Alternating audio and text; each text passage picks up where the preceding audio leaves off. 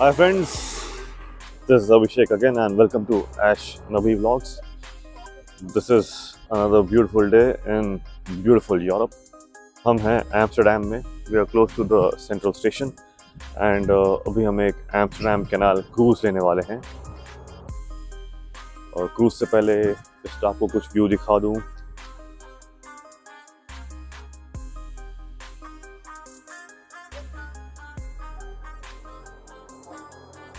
ये sight seeing के लिए बस है. All across Europe you will have these buses, hop on, hop off.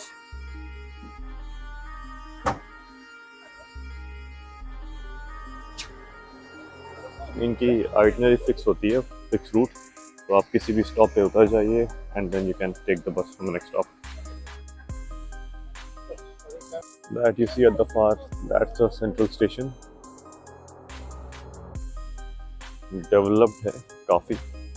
Needless to से पूरा यूरोप डेवलप्ड है.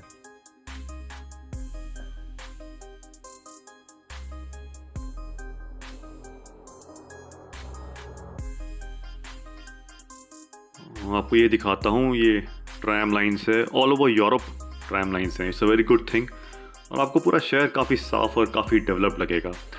तो ये आपको दिख रहा होगा मेरे बगल में इतने सारे लोग साइकिल पे आ रहे हैं, जा रहे हैं. तो ये डेडिकेटेड साइकिलिस्ट के लिए ही ट्रैक है. और ये यही नहीं, यूरोप में काफ़ी जगह पर है और नेदरलैंड्स में खास कर क्योंकि यहाँ पर जो साइकिल चलाने वाले लोग हैं वो बहुत बहुत ज़्यादा हैं एक्चुअली.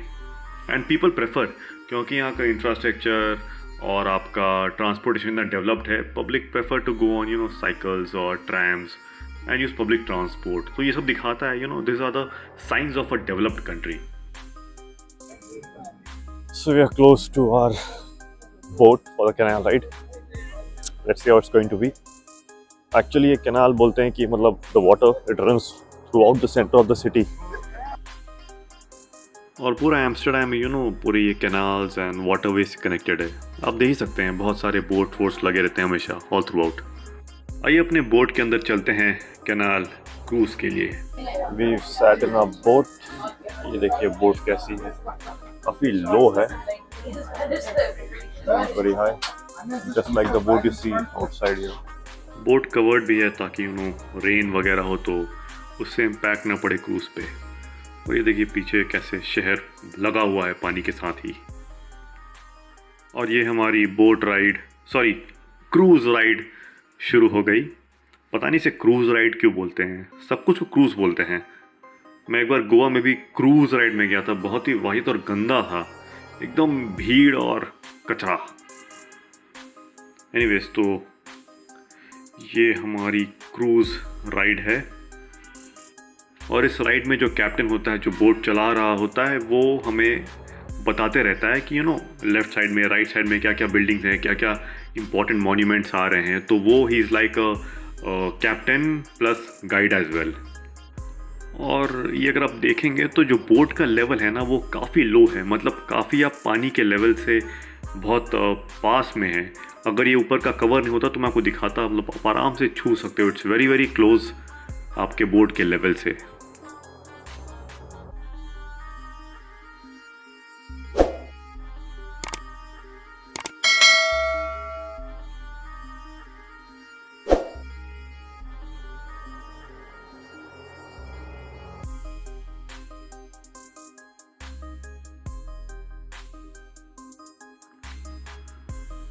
ये देखिए यहाँ पर भी ये हाउस बोट टाइप हैं जहाँ लोग रहते भी हैं. तो इस कैनाल पे ही उनके घर पार्क रहती है. एंड ये जो बोट्स हैं, जिस बोट में हम अभी सवार हैं और जो टूरिस्ट बोट हैं, ये नॉर्मली 100-150 मीटर लंबे होते हैं और इनकी कैपेसिटी भी उतनी रहती है. 100-150 के आसपास टूरिस्ट लेते हैं. और एम्स्टर्डम के लिए आप इस कैनाल्स को, इस बोट को राइड को एक बस राइड समझ सकते हैं, क्योंकि Amsterdam all through out canal से ही कनेक्टेड है. तो आप मानिए कि आप बस राइड कर रहे हो और पूरा एम्स्टर्डम घूम रहे हो. और ये ब्रिज भी देखिए बहुत लो है एकदम, मतलब बोट से बस 2-3 फीट की ही दूरी पर है. ये देखिए इस कैनाल में लोग कनू भी चला रहे हैं, मतलब कयाकिंग भी कर रहे हैं. मतलब छोटी सी कैनाल है, उसमें बोट भी चल रहे हैं, कयाकिंग भी चल रही है. अच्छा है.